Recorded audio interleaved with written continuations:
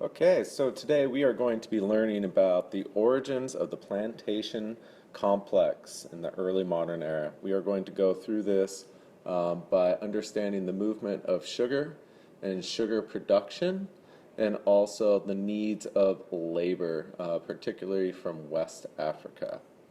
So with that, let it begin.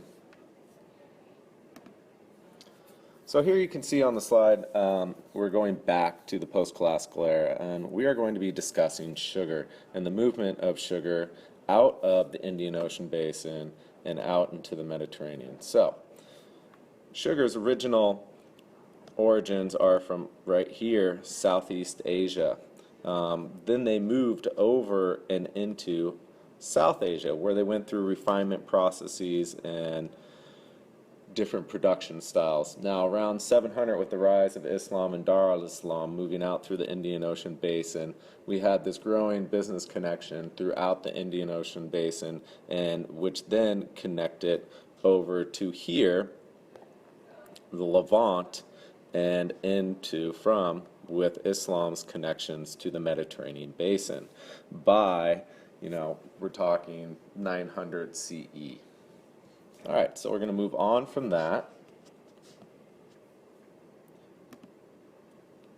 and move into the Mediterranean basin. So in the Mediterranean basin, right, we have sugar production. What they were doing is in the center of this image, you can see a mill, right? And in the mill, there's a grinding process, which would take the cut down raw sugar cane on the left hand side of your screen and make it into the sweet yummy nectar, which everyone likes, over to the right, sugar granules. This was modified from the Indian Ocean basin into the Mediterranean and moved throughout the Mediterranean basin during this time, which will be demonstrated through the next slide.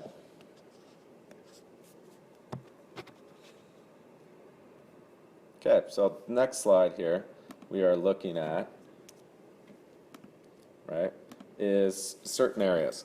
So previously stated, we had the Levant, right, over here. This is where we have sugar production. It moved, right, from Levant to the islands, right? One of them is Cyprus here, the other one is Crete. Then it continued to move in a westerly direction to Sicily. When it started moving here in Sicily, right, these connections, right, were really drawn out by the Crusades. The first Crusades captured the Levant region over here, right, which is right here, and in that, right, moved it across this action through. Well, Europeans started to get a sweet tooth per se, and eventually moved on over to, right, the Iberian Peninsula. This was there by, the 13th century, but really started gaining strength by the 14th century. Well, what does that mean then when we have this movement of, right, sugar through the Mediterranean? Well, what it does mean, right, is it moves out from Spain, right, into the Atlantic basin. Okay. Goes from here, right, with the Portuguese into the Azores. Then, with the Portuguese and the Spanish, right, it's moving into the Madeira, Canary Islands. Here they started practicing their ideas of plantations and actually started plantations on these areas. One problem is they need labor. Well, not enough Europeans are moving with the labor.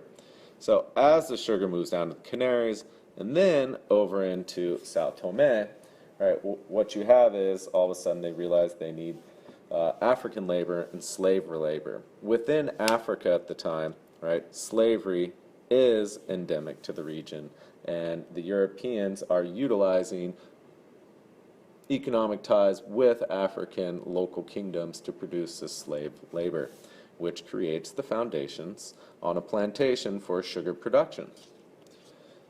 This, right, takes another step, and that other step, right, we're going to see crosses the Atlantic. In this slide you have, right, navigational practices. The Portuguese, right, by this time we know, right, went around Vasco da Gama to South Africa into the Indian Ocean basin you have Henry of Portugal, you also have the Spanish Columbus, the names from other.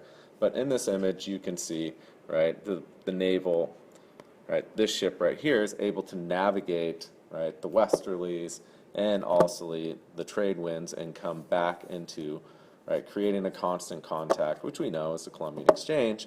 But what we're looking at in this sense is the plantation economy. Well, where does it go? Let's take a look at where it goes. And what you're going to see is, right, the Spanish, if we go, sorry, moving forward here a little bit, coming back, finding the right slide for us. Right. The Spanish, right, take this and move it into Mexico and Cuba, right, in this region coming from here. Then we have the Portuguese, which create plantations, right, in Brazil. Obviously the Papal Bull, right, the Treaty of Tordesillas splits this world, right, and creates these contacts from. However, what you do have after this is other Northern European entities coming out and exploring into the area. Well, where is the area they're going to go to? Well, they're going to go to the Caribbean. And which area of the Caribbean are they going to first go to? Which is this area, which are the Lesser Antilles, right, in here, of the Caribbean. Okay, you have the French, right, you have the English, you have the Dutch. Well, the Dutch are going to take, right, technology from the Portuguese and give it or sell it to the French and the English of the Lesser Antilles. Well, these islands here are great for growing sugar because of the trade winds that come in and bring in the moisture, which sugar needs a lot of moisture. It's a great climate, right? Also at this time, it's going to create the need of labor, where they're going to be getting this labor from West Africa, as we know the transatlantic slave trade, which we'll discuss in the next upcoming lectures. So, what you have here then, right, is then, well, I'm making it here, well, how do I get it back? The next slide we're going to show gives you this idea of, right, coming into and producing it back over. Well, you can see two areas on this map that discuss this. Well, interesting, you have Jamaica, right, which becomes English. You can see here it takes this map. They need to go back and over into Europe, but they have to go around Cuba to get the Gulf Stream. Well, if you're over here in the Lesser Antilles, you just take it back to Europe. Prices back in Europe of sugar from the Barbados, which is right here in this area of the Lesser Antilles, is cheaper than over here from Jamaica because the shipping cost. Just an interesting point of how geography plays into the movement of the prices of sugar and the plantations which are producing this in the Caribbean. All right, so moving on. Well, this labor, what we have going, right? Well, where does it come from and what do we do? Well, we know it's coming from, right, West Africa. In this image, right, you see, right, Africans, right, moving other Africans, right, to the coast. We'll discuss more in detail, which is interesting because the historical interpretation now is more of a blend, right, on you have this internal agency, which was shown in the previous slide, which is over here, right, is you see here you have the European ship, but who's in control, right, you see right here are Africans moving, right, slaves out to the ship. And you see these little ships here. However, the image on the left, right, is you see external. You see on this one, right, see how there's Europeans, and notice there's no Africans, or the only African you can see is a slave. We know now, right, through over a couple decades of historical research, right, the agency is both internal and external about the labor pools. But obviously this rising plantation economy moves this whole system of labor, and we've looked at the movement of sugar, which anticipates this. Next lecture will be on the movement of more transatlantic slavery. I hope you've enjoyed the origins of the plantation complex in the early modern era. Thank you for listening.